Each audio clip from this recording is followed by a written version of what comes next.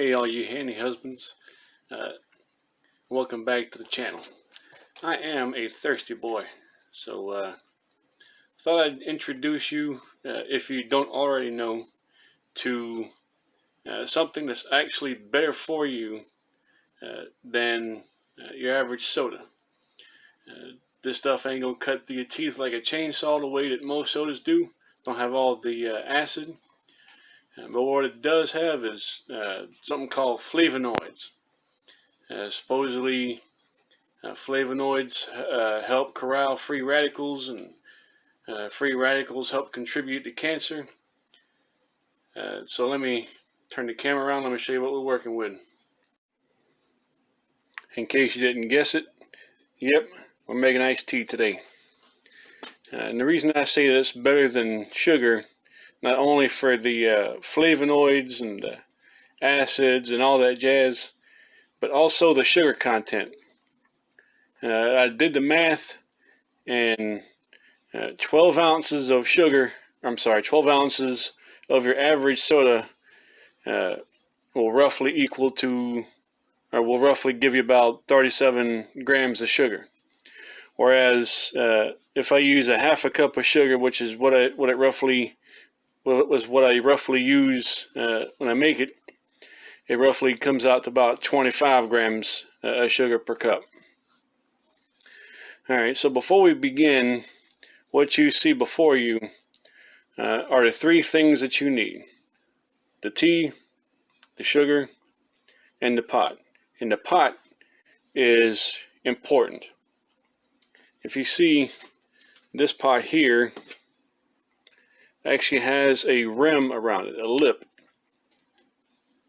It actually is better to pour out of than one that doesn't have a lip. Let me demonstrate. Without the lip,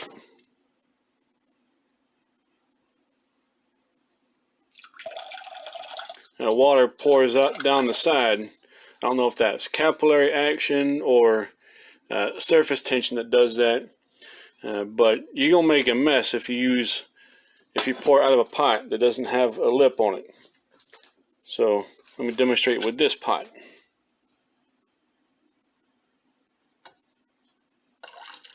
See, it pours nicely.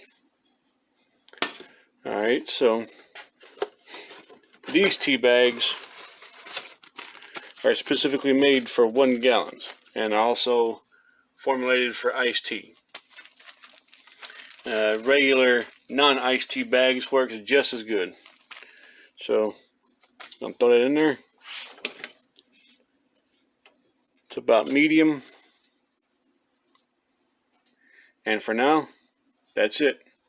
You're gonna let it sit there and come to a boil, and boil for a couple minutes. Let that water intermingle with all them tea leaves. So I'll bring you back when it's ready to pour up. Alright, so it's been bubbling fine for a little bit. Let's go ahead and turn this off.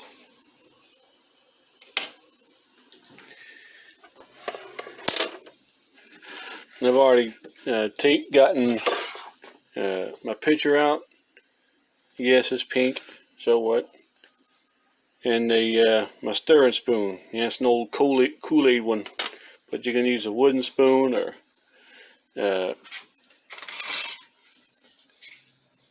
plastic spoon like this, or whatever else you want. So let's go ahead and dump our sugar in.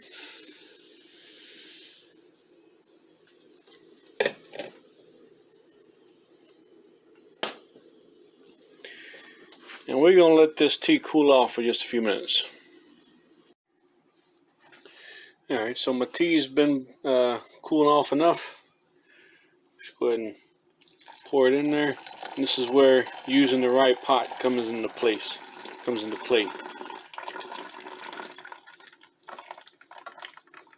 Because if you were using a pot without the lip, your tea would be all over the place.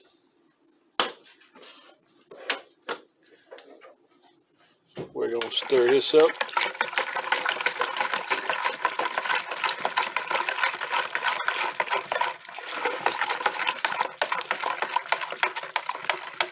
changing up the direction of your stir helps mix it up a little bit better.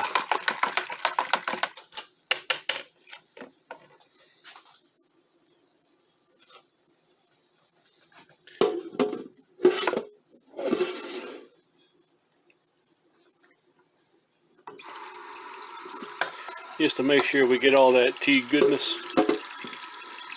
Now we're going to fill it up, the pitcher, by pouring water over the tea bag.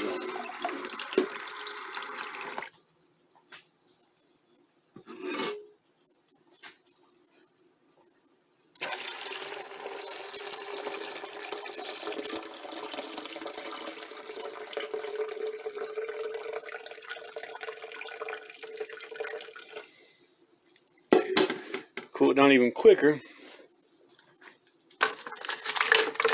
We're going to put in some ice.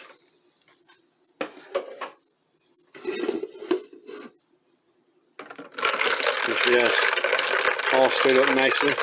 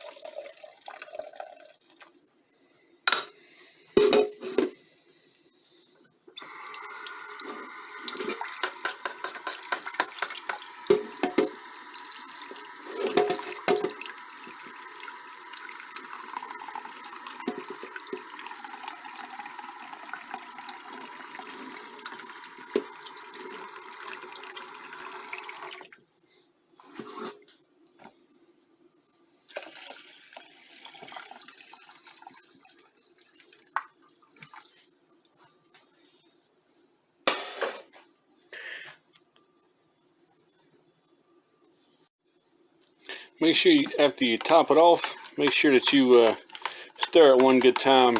Let the cold and hot fluids mix in together. Put on your lid and you're good to go. And that is how you make sweet tea. Alright, so right now, as it sits, it's ready to drink. But for the absolute best flavor, it's best to stick it in the fridge, let it sit overnight. Let all that tea and sugar intermingle.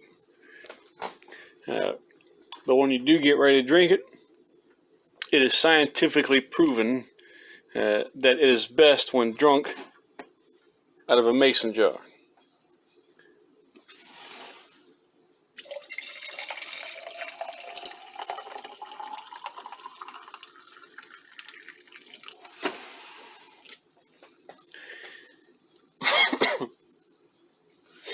And also, if you don't have one of those highfalutin ice dispensing refrigerators, make sure you refill your ice trays so your wife don't get angry at you. And if you really want to up your sweet tea game, keep one of those ice trays empty, but pour some tea into it. Let it freeze.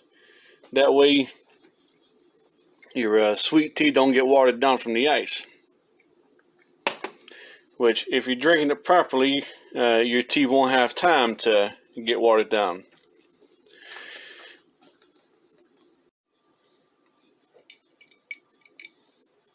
Alright, y'all. Right now, I'll do it for this one. So stay handy and go with God.